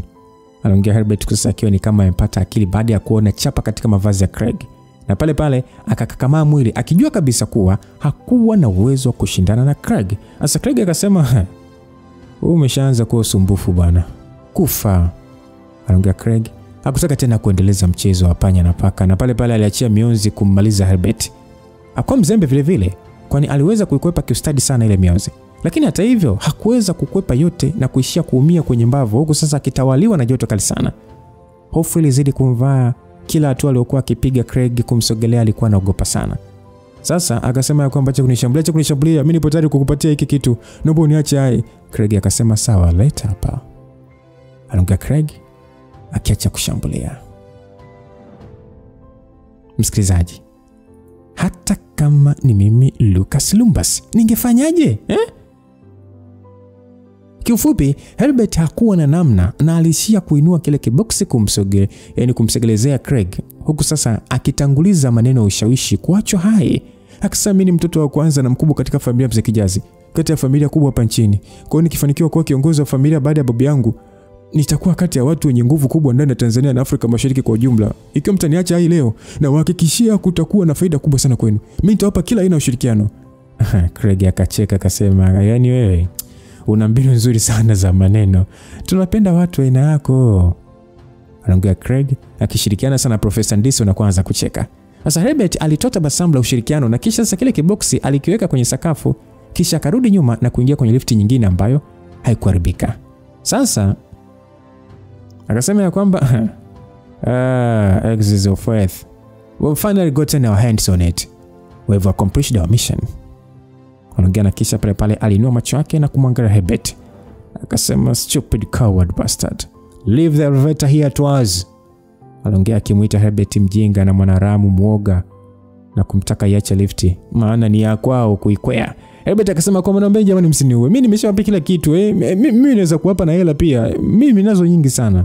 Anaongea Herbert. Herbert alitaka kupona kwa namna yote ile. Jamani, kuna wakati ikifika uhai ni jambo la muhimu kuliko gari yako, siji Range Rover, siji nini, siji Lamborghini, kuliko nyumba, kuliko chochote, ila tu unataka uhai. Kwa hiyo Herbert aliamini kwamba hata kama akipoteza kitu muhimu kama hicho, mradi siku moja atakuja kuwa mrithi wa familia yake, atapata madaraka makubwa zaidi kuliko kupoteza Earth Axis. Licha ya kuona kwamba kama angeweza kuokoa Earth Axis isiibiwe, angeweza kupatiwa heshima kubwa na nchi, lakini sasa hakuwa tayari kuyatoa maisha yake kwa ajili ya kitu kama hicho. Muda huo lift iliweza kufunguka na kumfanya sasa ageuke. Pima akasema, bosi, kumbe ulikuwa huko? Mimi nijua tu umekimbia huko kwa ajili ya kulinda Earth Axis. Anaongea Pima. Sasa Herbert alishikwa na mshangao na pale pale wazo lilimuingia katika akili yake. Kabla Craig hajachukua hatua kudili na Pima, alimwai pale pale. Akasema, Pima, Earth Axis imeshachukuliwa na ipo kwenye mikono ya huyo bwana. Fanya namna tuirudishe. Anaongea sasa Pima. Mara baada ya kusikia kauli hiyo, aliona kabisa bosi wake amemkubali tena. Sio, unajua tena Pima alitimliwa. Kwa hiyo kitendo cha kuagizwa kwamba Pima, Earth Axis imeshachukuliwa, ipo kwenye mikono ya yule bwana, fanya namna tuirudishe, akajua okay, tayari sasa nimerudi kwenye cheo changu na bosi amenikubali. Bwana we, pale pale alitikia kwa ari kubwa akasema, nimekuelewa bosi. Aliongea na kisha alikaa mkao sasa wa mapigano kudadadeki, hali iliyomfanya Craig apambwe na tabasamu la dhihaka. Yaani kwamba Pima ndo anaenda kupigana naye. Sasa Pima alimsogelea Craig kwa ustadi mkubwa na kushika mkono wake, lakini mara baada ya kushika ule mkono alisema, mbona kama kuna kitu hakipo sawa. Ilikuwa ni kweli bwana, kwani visu vilifyatuka na kumchoma kwenye kiganja cha mkono wake na kusababisha damu nyingi kumtoka. Sasa Pima akasema, bosi kwa makini. Aliongea sasa akigeuka nyuma akijua kwamba bosi kashashambuliwa huko, na kushambuliwa kwake bosi wake atakuwa hatarini. Lakini sasa ajabu ni kwamba Herbert alikuwa ashaingia kwenye lifti na alikuwa akianza lift ilikuwa imeanza kujifunga sasa, huku sasa akiwa na tabasamu la kumkejeli. Yaani ni kwamba kama Pima ameuzwa. Sura aliweza kuona Pima ni ile ya kumkatili. Herbert aliamua kumtumia Pima kama chambo ili kufanyaje? Kujiokoa. Sasa Pima akasema, bosi umeamua. Alishindwa hata kumalizia sentensi yake baada ya kugundua alikuwa ametumika kama chambo tu. Angemsikiliza Hamza asingekuwa na nyodo. Kwa hiyo alijikuta sasa uso wake ukishikwa na huzuni kubwa na alishindwa hata kugundua Craig ameshakwisha kumsogelea na alikuwa akipanga kummaliza pale pale kwa kumpiga ngumi ya kichwa. Kama ingefanikiwa kumfikia, maana yake angepoteza maisha pale pale. Lakini ikiwa imebakia inchi tu kurushiwa ngumi ile, kitu kama kifurushi hivi kilimgonga Craig. Craig alishindwa kuhimili shambulizi lile na alijikuta sasa akirushwa na kwenda kujigonga kwenye ukuta na kushindwa kumshambulia Pima. Jamani, X arudiwi. Ukishatimuliwa ondoka mazima. Kielele cha Pima kurudi kwa Herbert yanamkuta. Aombe tu aliyekutana na mtu mpya ndio amsaidia. Huyo mtu mpya ni nani? Tusonge mbele msikilizaji.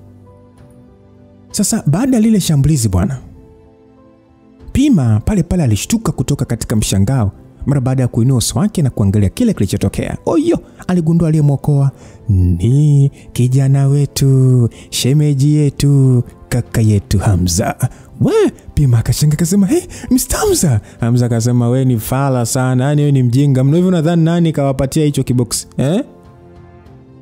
nadhani umeshashuhudia wewe mwenyewe akikimbia. Tokea mwanzo alitaka kukuona ukifa. Halafu wewe tu unadhani mtu ambaye anaweza kukupokea upya? Wewe vipi wewe? Aliongea Hamza. Pima alishia kung'ata meno yake kwa hasira kubwa kiasi cha damu kwanza kumtoka. Alishia kuchuchumaa chini na kuanza kupiga ngumi chini, yani kama kichaa, huko machozi yakimtoka. Yani anamrudia bosi wake japo alitimliwa, alafu kumbe tena ndo anaenda kukutana na tukio kubwa. Yesu, Craig aliyepigwa mpaka kwenda kutengeneza shimo kwenye ukuta alisimama kwa mara nyingine, huku sasa akimwangalia Hamza kwa mashaka. Akasema, "You're the one who killed Jason and the others." Hamza akasema, "Hey, simjui Jason mimi, ila mmeenda mbali sana. Kama mngekuja tu na kuchukua kilichowaleta, mimi nisingeingilia kwa kuja huku." Aliongea Hamza. Sasa muda ule mwanajeshi aliyekuwa amembeba Profesa Ndiswe alinua mkono wake na kumshambulia Hamza kwa mionzi kutoka nyuma yake. Sasa muda ambao mwanajeshi yule alidhani anakwenda kufanikiwa, ilikuwa ni kama Hamza alikuwa na macho kwenye kisogo, kwani alisogea pembeni na shambulizi lile likapita. Sasa Craig akasema, "Shambulia! Electronic rock, shambulia!" Sasa mara baada ya mwanajeshi kusikia kauli hiyo, alimsogelea Hamza pale na vitu sasa kama minyororo hivi vilifyatuka kutoka kwenye mikono yake, kutaka ni kumfunga Hamza, ni kama vile, yani kama alikuwa ni Spider-Man. Sasa Hamza alipiga sarakasi matata sana na kukwepa minyororo ile, lakini Craig alikuwa shafyatua minyororo mingine na kumuunganishia huko hewani. Bwana we, dakika ile minyororo inakutana na Hamza, yani ilikuwa ni kama moto umegusana na moto, kwani minyororo ilianza kuzunguka na kutengeneza yani kitu kama magnetic field hivi. Sasa Pima akasema, "Hey Mr. Hamza." Alitamka hivyo baada ya kuona sasa tukio hilo. Alishindwa kabisa kuzuia mshtuko wake. Aliona kabisa pale wanajeshi hao wote walikuwa wakishambulia kitimu na vifaa vyao vilikuwa hatari sana na sahihi kwa asilimia kubwa. Sasa Craig yuko akicheka akasema, "Go to her." Jamaa alicheka kama kichaa mara baada saa ya mwanga mweupe kusafiri katika ule mnyororo wa umeme ambao alikuwa amemtengenezea Hamza electric lock. Sasa Hamza licha ya kuwa na mwili mgumu alijisikia maumivu makali sana mpaka mwili ukahisi ganzi. Hata hivyo upande wa Craig alijua kabisa anakwenda kushinda pambano. Sasa hali ile ilimshangaza. Sasa inawezekanaje ameweza kuhimili? Aliongea kwa mshtuko sana. Msikilizaji, unachopaswa kuelewa hapa ni kwamba lock hiyo ilikuwa ikitumia mkondo mkubwa wa umeme na ikigusana na mtu hivi nafahamu ile sekunde ya kwenye saa ile 1, 2. Sasa nusu yake, yani nusu sekunde, huyo mtu anadedi. Tena anageuka jivu. Hamza alifungua macho yake na pale aling'ata meno kwa nguvu, kisha alipanua mikono yake hivi sasa, na ule sasa mtego wa umeme ulisambaratika pale na kumfanya sasa Craig kupiga hatua kurudi nyuma kwa mshangao mkubwa. Hamza ngozi zake zote zilichanika na kilichoonekana na michirizi tu miekundu katika ngozi yake. Aise, maumivu aliyokuwa anayasikia, alikuwa ni maumivu makali, lakini hakupata majeraha makubwa. Sasa Craig akasema, "You are not a human. You have also been modified." Craig anaongea kwa mshtuko akasema, "Yeah, wewe sio binadamu, pia umebadilishwa." Aliona kabisa Hamza kuwa binadamu, akiwa ni kama wao tu kwamba ametengenezwa. Tokea yule mwanajeshi hajawahi kuona mtu wa kawaida akiweza kutoka katika mtego wa electric lock. Hamza hakuwa na muda wa kupoteza. Yaani hakuwa na muda wa kujadiliana nao. Kwa spidi ya hali ya juu alikuwa shamfikia Craig na kumpiga ngumi nzito ya paji la uso kwa deki mara 3 ndan. Kichwa cha captain kililipuka pale. Sasa mwanajeshi aliyekuwa amebakia akasema, "Captain." Hakujisikia vizuri kabisa na alipanga kujilipua kama silaha yake ya mwisho ikitokea tu mpinzani kamzidi nguvu. Hata hivyo Hamza alijua fika kwamba mwanajeshi huyo mmoja ana bomu la nyuklia ndani yake. Hivyo hakumpa nafasi ya kujilipua. Alimfikia na kumshika shingo yake kwa mkono mmoja na mwingine alimpiga kadeti ya shingo na kuvaza shingo yake kupinda na damu nyingi kumtoka pale. Hamza kushia hapo, alimpiga ngumi moja, yani ilikuwa ni kama vile yani anapiga tikiti, kwani alidondoka chini huko helmet lake likitengeneza ufa mkubwa. Sasa Hamza alijikuta akipumua kwa nguvu. Alikuwa anapumua kusoka akimwangalia Profesa Ndiswe aliyebaki. Hamza akasema, "Wow. Nadhani wewe ndio uliyebakia, na wewe uliyebaki ni rahisi sana kukupiga na ngumi moja tu." Profesa Ndiswe alikuwa katika hali ya uoga, tena uoga sana kifani. Namna wanajeshi hao walivyokufa, Yesu, hakuwahi kudhania katika maisha yake, na alijikuta akikaa chini na kuanza kutetemeka. Alianza kupiga sala ya Baba yetu uliye mbinguni, jina lako litukuzwe, ufalme wako uje, mapenzi yako yatimizwe hapa duniani kama huko mbinguni. alikuwa ameshakumbwa na shambulio la moyo. Sasa akasema, we umewezaje? Kikosi cha Delta Zero ni top secret ndani ya jeshi la Kimarekani. Milioni mbadilishwa na kuaminika ni wanajeshi hatari sana kwa kutokea katika uso dunia. Na wapo zaidi ya 10,000.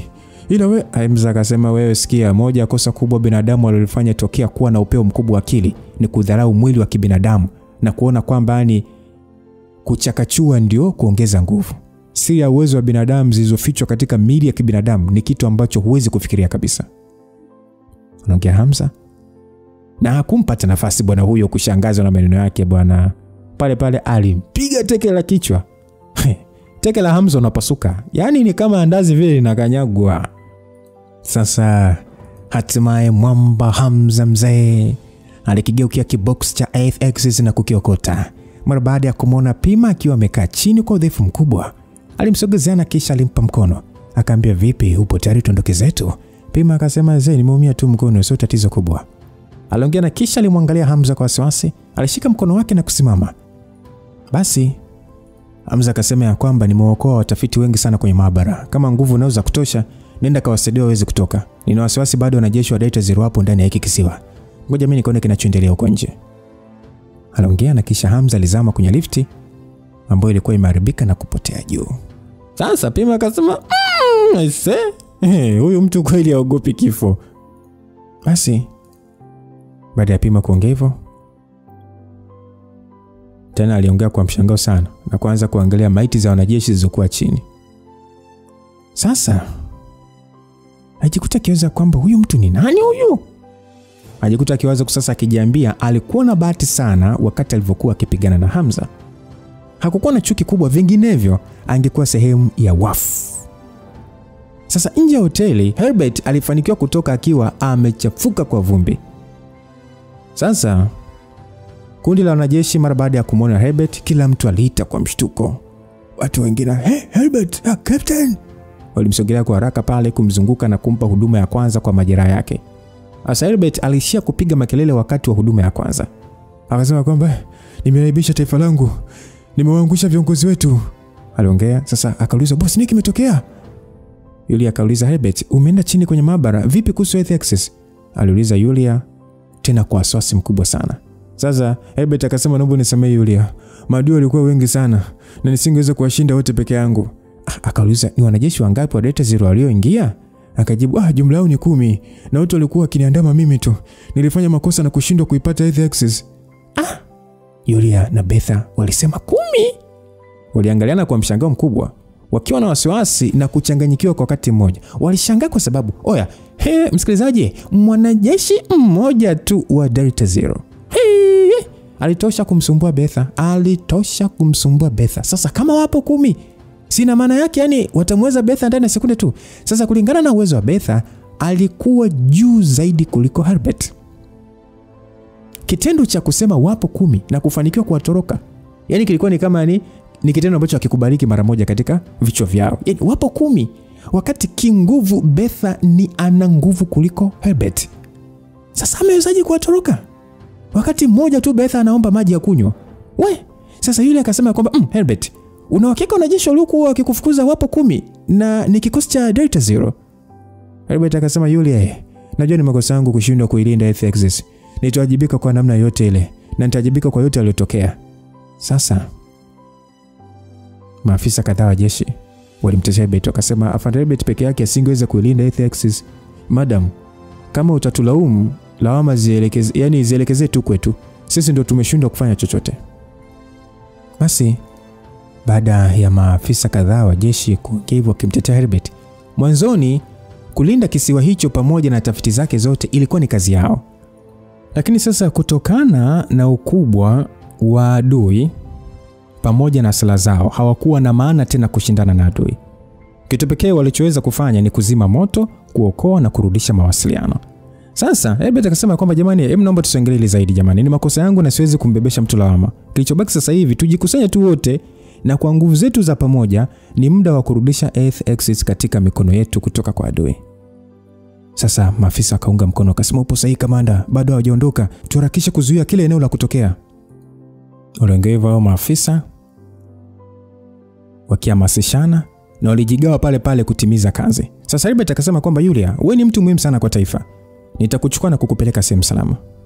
Hapa aliongea sasa Herbert hivyo akiwa amemsogelea Yulia. Yulia kwa sasa kwa ukauza akasema we, kama unataka kuondoka nenda mwenyewe. Huna haja kunichukua. Herbert akasema Yulia, mimi nafanya vile kukulinda. Najua mimi sikufika kukulinda kwa wakati. Lakini mimi siwezi kukuacha tena. Kukutelekeza yani ni kutelekeza mapenzi yangu kwako. Yulia akasema nini? Mapenzi? Nyo. Unachotaka ni kukimbia tu, kuna lolote. Wewe unaweza kuondoka tu wewe. Kuna mtu unamsubiria hapa mpaka atoke. Aliongea Yulia. Herbert akasema kuna mtu unamsubiria? Ni nani huyo? Sasa kabla hajatoa jibu, kumbe dadaki waliona kitu kinachovuma kama mashine kutoka angani. Kilionekana kuwa ni kitu kilichokuwa kama duara hivi na kilikuwa kikizunguka kwa spidi kubwa. Sasa mara baada ya wanajeshi kusikia mvumo huo, wote waliangalia juu na waliweza kuona mtu aliyevalia mavazi meusi akishuka kutoka angani juu ya kifaa kile. Alikuwa ni mwanajeshi wa Delta Zero aliyevalia suti ya chuma, akiwa na chata la triangle kwenye kifua chake. Kwa namna vazi lake lilivyokuwa, ilionyesha ni jinsi gani lilikuwa na ulinzi wa kumkinga na mashambulizi. Sasa kundi la wanajeshi wa Kitanzania walijikuta wakiwa kwenye mshangao, akasema ni kitu gani kile? Yani ilikuwa ni kama yao ya kwanza kuona jambo la namna hiyo. Sasa yule akasema kwamba sambaeni wote msilundikane sehemu moja. Aliongea yule kwa sauti kubwa. Lakini sasa wanajeshi wale walileta ubishi na kuhamasishana kwamba tumshughulikie huyo, tumshughulikie. Sasa waliongeana pale pale. Wanajeshi kadhaa walioshikilia RPG walisogea na kujiweka katika mkao wa kushambulia, kisha wakaachia mabomu. Sasa mabomu yale kama rocket yalimsogelea mwanajeshi huyo na kumpiga kisha kulipuka. Sasa baada ya kulipuka, kile kifaa kilichokuwa kisafiria kama drone kiliharibika na vyuma vyake kadondoka chini. Sasa kwa shangwe akasema tumefanikiwa. Lakini sasa hali ilikuwa tofauti kwa Yulia. Yulia akasema kimbieni. Wanajeshi wale sasa hawakuelewa kwa nini wakimbeli hali walishamshinda adui kutoka hewani. Lakini kilichowatokea baada ya hapo, walijutia ushamba wao, walijuta. Yule mwanajeshi alishuka kutoka kwenye eneo ambalo lilikuwa limelipuka na kutoa chini akiwa hana jeraha hata kidogo. Hakupoa, kwani eneo la kichwa chake palipovalishwa kitu kama miwani ya wapiga mbizi ilitoa mionzi iliyowashambulia wanajeshi mara moja na kufa pale pale. Ile mionzi ilikuwa ni hatari mno, na jinsi alivyoshambulia na kuwaua ndani ya sekunde karibia wanajeshi wote ilitisha. Sasa yule akasema hivi kumbe ni kweli walifanikiwa kutengeneza suti ya mashambulizi? Aliongea yule kwa mshangao. Sasa Bethany akasema boss kwa makini. Aliongea na kwa spidi kubwa, alimkinga yule ana ngao ya nishati za mbingu na ardhi. Lakini licha hivyo, alijikuta sasa akitema damu kutokana na nguvu ya shambulizi lile. Akasema kwamba jitu lina nguvu na linatisha. Aliongea hivyo maana mwanajeshi huyo alikuwa tofauti kabisa na yule aliyeshambuliana naye mwanzo. Sasa yule akasema Beth upo sawa? Hiyo suti yake haitegemea akili kwenye kushambulia, ndio silaha hatari kutengenezwa duniani. Aliongea Yulia akimwangalia Beth aliyeonekana akitema damu. Sasa Beth akasema mkurugenzi, ungeongea mapema sasa. Mimi najua shambulizi lake ni la kawaida tu. Yulia akasema sikia, hata mimi ndio mara yangu ya kwanza naiona sasa hivi. Mimi nisikia tu undaji wake lakini mimi sikuwahi kuthibitisha. Ila si wamepata tayari access. Kwa nini sasa wametumia mwanajeshi aliyevaa suti hatari kama hii? Aliongea Yulia akiwa haelewi ni vipi jeshi la Kimarekani walivyoachia wazi kadi yao muhimu kama hiyo. Yaani silaha muhimu kama hiyo kwa nini wameiachia? Ilhali tayari wameshapata access. Asa muda huo yule mwanajeshi katika ile suti alipiga tu kumsogelea Yulia. Akasema wow, Miss Yulia. I'm Colonel Bade of the Delta Zero team. I hope you can cooperate with me. If you want to resist, I can only break your arms and legs. Aliongea kujitambulisha kama Afande Bade na kusema anamtaka Yulia kutoa ushirikiano, la sivyo atamvunja miguu na mikono. Sasa Herbert kwa nguvu akasema mzuieni haraka, hatuwezi kuruhusu amchukue Yulia, mzuieni. Aliongea kwa nguvu Herbert baada ya kuona sasa lengo la yule mwanajeshi lilikuwa ni Yulia. Lakini wanajeshi waliokuwa wamebakia hata kama msikilizaji ungekuwa ni mwanajeshi ungeenda. Li mtu linashambulia ndani ya sekunde moja kwa kuangalia tu. Wewe hakuwa na ujasiri tena wa kumsogelea yule mwanajeshi. Hata Herbert mwenyewe hakuwa na ujasiri wa kufanya chochote zaidi tu ya kujishika kifua. Sasa ile jamaa akasema wajinga sana nyewe wa Tanzania. Hivi kwa hii suti yangu ya chuma hata mlete vifaru hamwezi kunifanya lolote. Aliongea na kisha aliachia miali ya mionzi akilenga baadhi ya wanajeshi waliobakia na wakafa pale pale. Sasa Yulia sura yake ilifubaya Mpaka dakika hiyo alijua kama atakimbia matokeo yatakuwa ni mabaya zaidi. Sasa yule akasema kwamba acha kuwa wanajeshi wasio na hatia, nipo tayari kuondoka na wewe. Beth akasema yule hapana. Beth akasema mkurugenzi, wewe kimbia, mimi nitamchelewesha kwa kupigana naye. Aliongea Beth akishujaa sasa, akitokezea mbele. Sasa pale pale alikusanya nishati za mbingu na ardhi na kutumia mbinu yake ya ufunuo wa moto mtakatifu. Sasa Kanali Bedi akasema natumia mbinu ya Holy Fire. Aliongea Kanali Bedi bila hata wasiwasi wala hofu yoyote.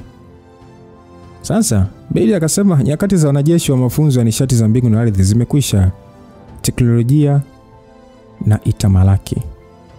Aliongea Bedi huku sasa akimpiga Beth ngumi ya tumbo, kumfyatua hewani, huku sasa akitema damu nyingi na kujigonga kwenye mnazi.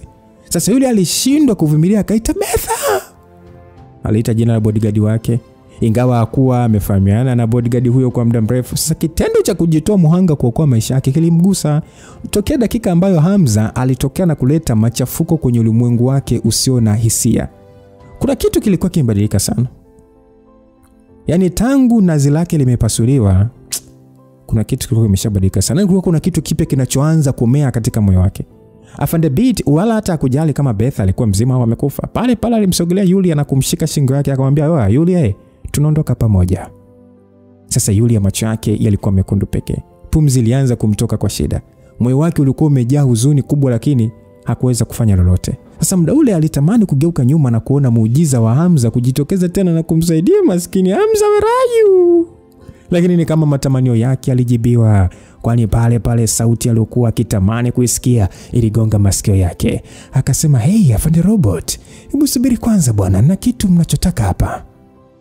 Yulia mara baada ya kusikia sauti hiyo, wow. Mwili umesisimka. Colonel Bedi aligeuka mara moja, pamoja na kundi la wanajeshi waliosalimika wakiongozwa na Herbert. Sasa Yulia akasema, "FX, umefanikiwa kuipata?"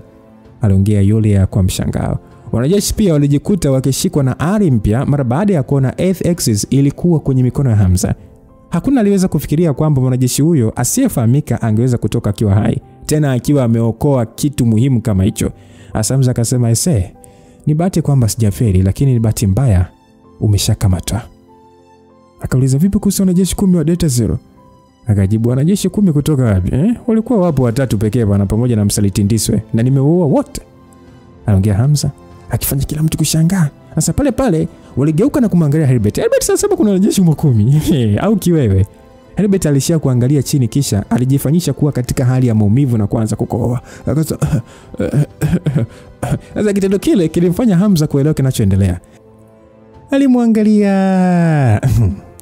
Akasema, "Yaani wewe fala, umepata hadi ujasiri wa kudanganya wenzako kwa kujigamba kulikuwa kuna wanajeshi zaidi ya 10, ili hali mwanajeshi mmoja tu anaweza kukuua." Aliongea Hamza kwa kejeli, jambo lilomfanya Herbert hasira kumpanda maradufu, lakini hakuongea chochote. Sasa Hamza akasema, "Mwachie huyo mwanamke na nitakupatia kitu." Yule akasema, "Wewe Hamza, acha kabisa ukichaa, unajaribu kufanya nini?" Hamza akasema, "Wewe unadhani mimi nafanya nini? Sina kuokoa kipenzi changu ama?" Aliongea Hamza. Sasa baada ya kusikia kauli hiyo, wanajeshi wote walijua uhusiano wa Hamza na Yulia. Herbert uso ulizidi kuwa mweusi, na mkono mmoja alishia kukusanya mchanga kana kwamba umemkosea. Sasa yule adui kama robot vile akasema kwamba kupitia mfumo wangu wa utambuzi nimeweza kuona uwezo wako. Hakika uwezo wako sio wa kawaida, lakini kipi kinakupa ujasiri kuona kwamba unaweza kunishinda na mimi? Hamza akasema, "Vipi? Unataka kujaribu? Jaribu uone." Aliongea Hamza. Sasa lile robot mtu sasa macho yake alitoa miale mekundu, kisha ikafifia. Ilitoa miale mekundu kwa dakika kadhaa. Sasa nikasema kwamba kwa leo sio muda sahihi. Mpango wetu wa awali ni kuipata FX. Ukinipatia hicho kibox nitamwachilia Yulia. Hamza akasema, "Najua wanajeshi wa Kimarekani mnasifika sana kwa ujanja, ila nipo tayari kukuamini awamu hii. Nina uhakika hutotaka kuiaibisha nchi yako." Aliongea Hamza akisogea na kuweka kile kibox kwenye ardhi. Sasa yule akasema kwamba, "Hamza, naomba usifanye hivyo Hamza, unajua FX ni kitu gani mpaka uwapatie?" Aliongea Yulia kwa masikitiko makubwa. Hamza akasema, "Mimi sijui chochote kuhusu hicho kitu, lakini akijalishi ni kitu gani, sio muhimu kwangu kama wewe." Aliongea Hamza. Kauli yake ile ilimshangaza Yulia. Yaani ni kama muda sasa umeganda ghafla. Afande Bedi akasema, "Vizuri sana kijana, hakika unajua kupenda. Kama kwa fall love tu, umefall love kweli." Kisha alisogelea kile kibox na kukichukua. Kisha akamwachia huru Yulia. Sasa baada ya Afande Bedi kupata kile kitu muhimu kama hicho, hakujali tena. Pale pale aligeuka, miguu yake ghafla ililipuka miale ya moto na kumfanya kwenda angani. Wanajeshi walitamani kumshambulia lakini alikuwa ashapotea tayari angani. Sasa wanajeshi wakabaki wanazungumza tu wao. Speed ya ajabu kweli kweli. Kwa nini anaonekana kama rocket? Mwingine akasema inamaanisha teknolojia ya rocket imeendelea kiasi hiki ama? Wanajeshi walijikuta akiongea wao kwa wao wakiwa hawaamini. Sasa Hamza kujali alichopoteza, pale pale alimsogelea Yulia na kumshika. Hamza akasema, Yulia vipi, hujaumia popote? Yulia akasema, wewe Athex zipo wapi? Aliuliza Yulia ambaye hakuwa na hisia zozote kwenye macho yake. Athex nitoe wapi tena? Si umeshuhudia mwenyewe kabisa nikimpatia yule robot mtu ama? Hebu acha maigizo basi. Mimi kwa ninavyokujua lazima tu umempatia box tupu pale. Unadhani mimi ingewezekana kumpa box tupu? Ile suti teknolojia yake ni ya hali ya juu sana. Ina macho X-ray na unaweza kuona kama ndani kuna kitu ama hakuna. Kumbe sikuona hata haja ya kujifanya mjanja. Uhai wako ni muhimu zaidi. Hivi kweli umempatia? Ni amzeni ni mshenzi. Asini akili gani hiyo? Wewe, mimi sikuona jinsi, mimi sikuona haja ya kuhatarisha maisha yako. Basi mimi nani mpaka niwe muhimu kwako wewe? Yaani nadhani una matatizo kwenye akili yako wewe. Mimi nimeshakwambia wewe ni mrembo wangu tayari. Hivi bado unasahau kauli yangu? Unadhani mimi natania? Yulia hakuwa na uhakika wa jinsi ya kuhisi katika moyo wake. Maana alihisi kama hakuna kitu alichojisikia. Hakuhisi shukrani wala chochote. Alilaumu Hamza kwa kutoa Athex. Alijua fika kwamba swala hilo likifika kwa viongozi lisingekuwa na utofauti wa kuisaliti nchi kwa sababu ya mwanamke. Yeru. Hata hivyo, katika akili ya Hamza, Yulia ni muhimu zaidi kuliko Athex. Tutakuja kufahamu mengi zaidi msikilizaji. Kipi kilichotokea? Leo ni sehemu ya pili, hatujamsikia mrembo wetu Reji. Yaani hatujasikia chochote huko Dar es Salaam yaliyoendelea huko. Kumbuka mwandaaji ni Sasingano, niliyekusimulia hii simulizi ni mimi Lucas Lumbas. Kwa tutafahamu mengi zaidi yaliyoendelea huko kisiwani, lakini pia tutafahamu mengi zaidi. Bado tuna hamu sana ya kujua kanali Dastan kufuatilia mtoto wa madam wa taifa, dada wa taifa au madam wa taifa.